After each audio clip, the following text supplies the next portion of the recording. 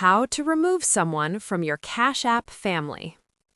In this tutorial, I will show you step by step how to remove someone from your Cash App family. First, open or launch the Cash App mobile application, just like you can see here. This is the home page of the app.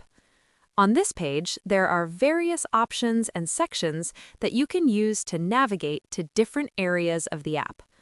From there, tap on the profile icon. It is this icon that appears here at the top right corner of the screen. This will take you to the profile section of your Cash App account.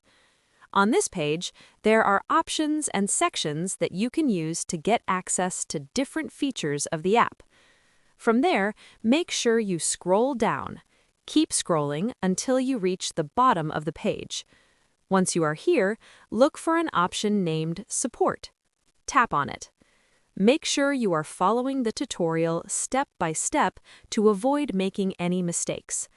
This is the Cash App support page, as you can see here. On this page, there are various options and sections that you can use to get solutions to issues you face on the app. From there, scroll down and come to the Related section, where you will see sections related to support. Next, from the options that are here, make sure you tap on the one named Sponsored Accounts. Once you tap on it, you will see this page that has information about sponsored accounts. You can read the information to understand it carefully.